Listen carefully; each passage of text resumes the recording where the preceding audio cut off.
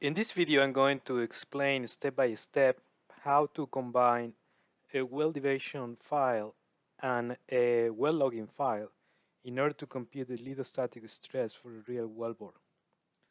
This corresponds to section 2.1, lithostatic gradient. Here you can see all the theory to calculate vertical stress onshore and offshore, and also how to calculate effective stress. In the general case of a wellbore, which is not exactly vertical, we need to reconcile the data of measured depth and true vertical depth in order to calculate vertical stress. Because vertical stress is a function of the true vertical depth and not of measured depth. And we are also going to use the well log file in order to get density out of here. Density in wellbores is measured through the gamma ray density tool.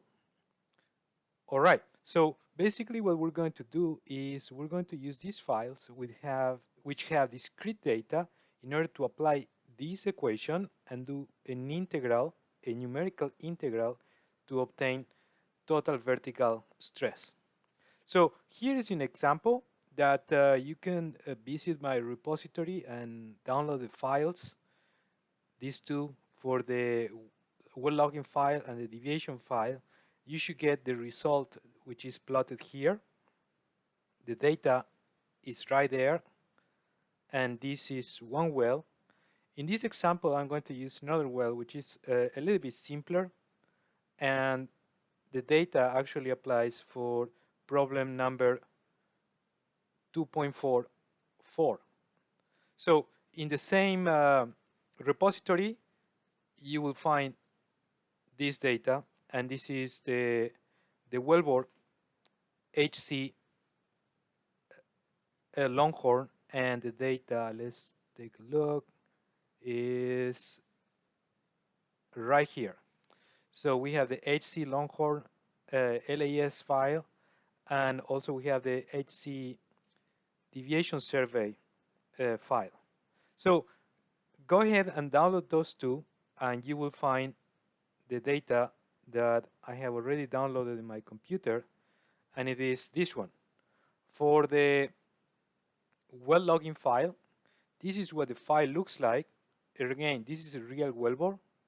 Even here you have the well identifier number, the unique number. If you browse this number, you will see where this wellbore actually is. And here also we have the data as a function of measured depth of all the properties that were measured in this particular wellbore. In this case, we have about 20 properties that have been measured. For example, bit size, caliper, compressive and shear waves, gamma ray, resistivity, it appears to be here, acoustic porosity, and tension on the wireline tool, and also we have density, and that's what we're going to use in this case.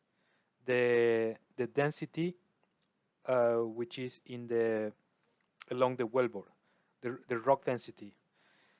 This file is in what is called an LAS format, and this is a format of a text file, which is agreed in the well logging community about how to report this data and how to write these files.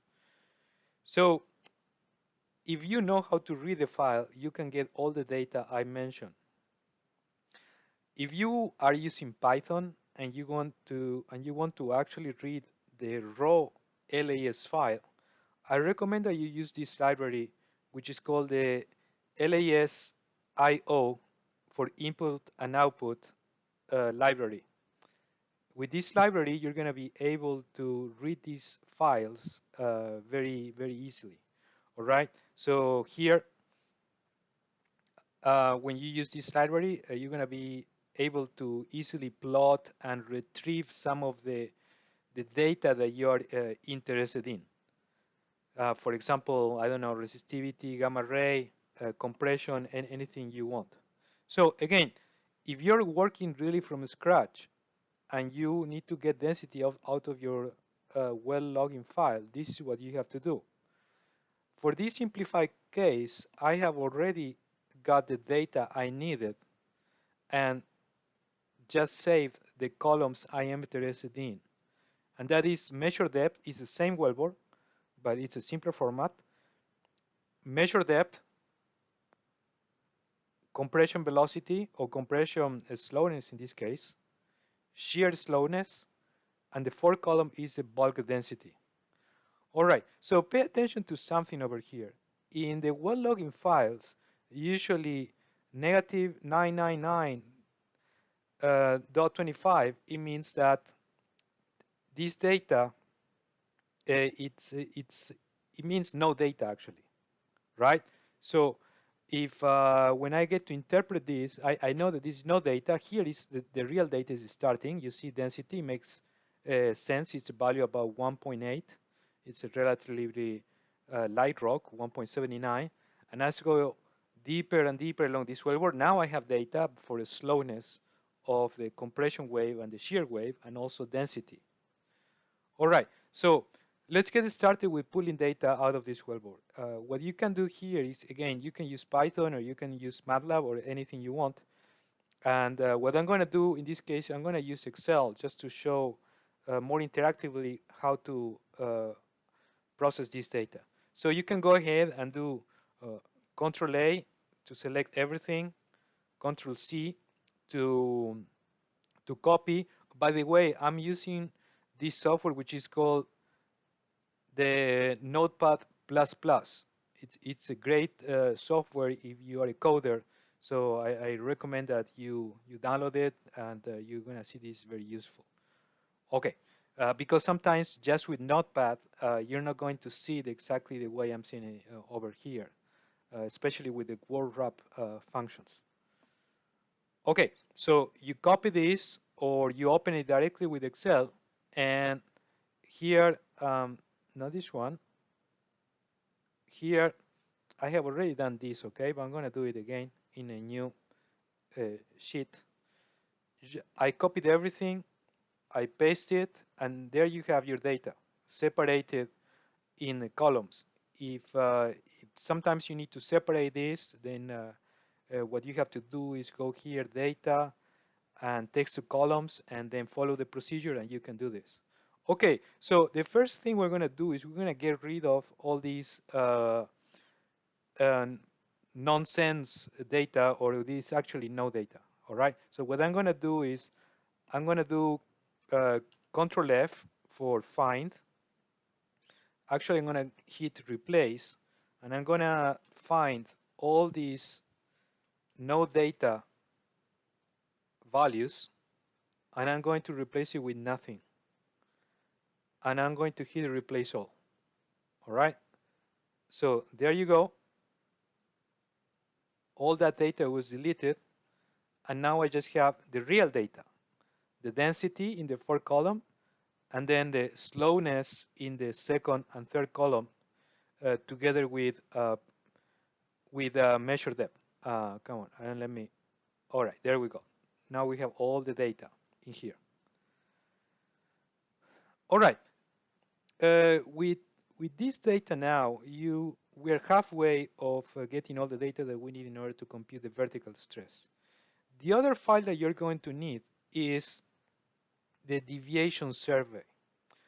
And this is going to be this file over here, which if you download is going to look like the one I'm going to show in a minute. It's right here. This is a deviation survey file, okay? And here, again, this has a specific format. This is the unique well identifier number. Again, this is you can search for this number and you can see where this well actually is. Here we have another name for the blog and the site.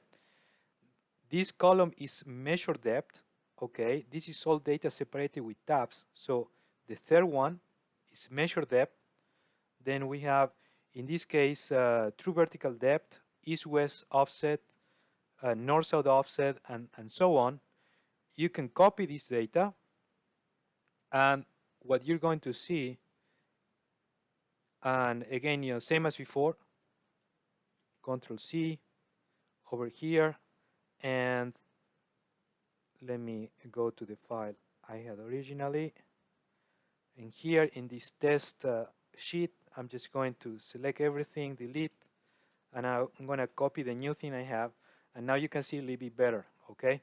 So again, what we're interested here is in the measure depth and true vertical depth. Additionally, here you usually have data for inclination and azimuth in a deviation file, in a full deviation file. And I have put here some examples of those, okay? The well that we're going to be working with, let me go to that particular well. It's quite a vertical well without much deviation. In 8,000 feet, it just goes a little bit to the south, 25 feet, and then goes first to the east and then to the west. But it's pretty much vertical. But this is not going to be always the case, all right? There might be some other cases, like, for example, this wellbore, this is actually a wellbore from the Permian Basin, in which here I'm plotting measure depth in the x-axis and true vertical depth in the y-axis. You can clearly see that this wellbore, it's more or less vertical until a depth of 11,000 feet, and then a lateral of about 6,000 feet kicks off at 11,000 feet. So the true vertical depth doesn't increase anymore after that depth. There is a very useful application or a web page that you can use, and it is called 3dwellbore.com, in which you can copy this data, measure depth, inclination, and azimuth, and you paste it into this web app, and you can plot the wellbores in 3 dimensions. If you know a little bit also Python, you can also do this with Python, right? But this online app allows you to do that very quickly. So this wellbore that we see over here is that wellbore over there, same wellbore, where, as you were saying, the lateral kicks off at 11,000 feet. Again, if you wanted to compute vertical stress for this case, remember the vertical stress is not going to increase anymore after you go into a horizontal lateral. And I have another example over here. This is actually a wellbore in the Gulf of Mexico. There is no lateral here, but you can see that at a depth of about 7,000 feet or so, the wellbore starts to get significantly inclined. All right. Again, if you want to compute vertical stress at this point, you need to account for that deviation of a vertical wellbore. And why we need that? Because here in our well logging file, let me come back to that. Here we go. In our well logging file, I had 4 columns of data: measure depth, the slowness in compression and shear, that we're not going to use it here, we're going to use it later, and the bulk density. But if I want to do my integral, I need true vertical depth. So I added this column into the well logging data. The yellow is what was original, and I added B, F, and G. Where do I get B? B, I'm going to get it from the deviation survey. The deviation survey relates true vertical depth to measure depth, okay? So from these 2 columns, I can get what is true vertical depth as a function of measured depth. In this particular case, since my y variable, or what I want to know, is true vertical depth, I put measure depth in the x-axis, and this equation is going to tell me what is the value of true vertical depth, y, as a function of measured depth, x. And you can see for this equation, let me make it a little bit bigger. This equation is telling me pretty much that this is a vertical wellbore, okay? Again, this is a simple case. If you had a wellbore like this, or like the other one I showed before, this linear equation is not going to work, and probably polynomial is not going to work either. If you want to compute vertical stress for a wellbore that doesn't have a regular shape, what you should do is a linear interpolation between points of the deviation survey and the measured depth from the logging file, which usually has a lot more resolution. In order to do that, you will have to use something which can handle that, and for that I would recommend that you use, if you use Python, a linear interpolation. So given 2 dots in between the, the deviation survey, you can get to know what is the corresponding measured depth to those points, and you can interpolate for any measured depth what is the true vertical depth just based on a linear interpolation. For this simple case that we are dealing with, the wellbore is more or less vertical, so we're just going to use this equation. So this equation, I'm going to use it in the well logging file, and now that you see that that equation is the one I got from the previous spreadsheet, and is equal to this constant times the measured depth, because true vertical depth is going to be a function of measured depth, times this other constant. And for this particular well, this linear correlation works well. So if you were just to copy that for the entire um, spreadsheet, then you just double click here, and that's all the calculation of true vertical depth. So now that we do have true vertical depth, we can start with integration. All right, so the first thing that we're going to do is we're going to compute vertical stress, and we're going to start at the point at which we have the first data point in our well log, and that's at about 1864 feet. Notice something, and actually let me get the well logging data again, because there is something I need to clarify over here. And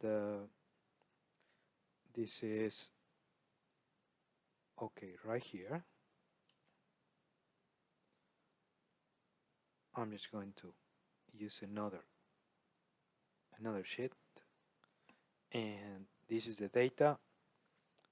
Let me do what I did before. Replace that, replace all. Okay, close. Okay, what happened? Oh, I need to select everything. Okay, Control F, replace all. Okay. All right, so notice that there is no data at the first point. The first data point is here. This is actual data. And what I'm going to do is I'm going to copy all these values and extend it to the first point. So basically what I'm doing is I'm assuming that everything above this point has the same density, which is a fair assumption. It's not perfect, but it is a fair assumption. So that's what I did over here. You see the data in red, it's something that I made up and I assume in this case. And for the first point in my well logging record, what I'm going to do is I'm going to assume also that everything on top or above this depth of 1,864 feet has the same density. And therefore, the vertical stress at that point is going to be, the first point is going to be equal to the true vertical depth times the gradient. The gradient of vertical stress is going to be equal to the density of the rock times G. And what I'm doing in this case is I'm going to take advantage of the equality between 1 psi per foot that corresponds to a rock that has a weight of 2.3 grams per centimeter cube in order to calculate that gradient. So I know that the gradient for a rock of 2.3 grams per centimeter cube is about 1 psi per foot. So here, what I'm doing is just I'm adjusting that gradient in order to take into account for a lighter rock. This rock is lighter than 2.3, right? How much lighter? 1.823 divided 2.3. And that should give you about, I don't know, about just eyeballing 85, 90% of 2.3. So when I do that, now my gradient is going to be, instead of 1 psi per foot, it's going to be 80 or to 90% of that. And since I multiply times that depth, the total vertical stress at that point is going to be equal to this number. And notice that it is smaller than the depth because this density, the rock is actually lighter. So I'm accounting for that. All right, this is for the first point. For the second point, I'm going to start to use the trapezoidal rule of integration. And now this equation is going to be equal to the weight or the vertical stress I have for the point before or for the shallower depth plus the difference in depth. Let me go here. The difference in depth in this interval, which is actually half foot, times the gradient. And the gradient, again, I use the same thing. I take advantage of the proportionality between a rock that has a mass of 2.3 grams per centimeter cube, and that I know that that's going to give me 1 psi per foot. So I take the average of that rock mass density, and I divide that times 2.3, multiply that times 1 psi per foot, and I get my gradient. All right, notice that this part is just the additional weight for this layer between 1864 and 1864.5. And beyond this point, I'm just starting to add the weight of each of those layers. So everything looks the same after this point. And when you do that, you're going to recover what is the total vertical stress. All right? Remember, the first point has one equation, the second and thereafter it is the same equation, but of course, now it's using the interval in this region and the density in that region or in that layer in order to take into account that trapezoidal rule that varies from point to point. And this is the result. This is the vertical stress that I obtain as a function of true vertical depth. And if I want to calculate pore pressure, assuming a hydrostatic pore pressure, that's very easy. It's just the depth times the gradient of pore pressure, which in this case I'm assuming is 0.44. So that's it. That's how you calculate total vertical stress combining a deviation survey file and a well logging file that has the data for rock mass density.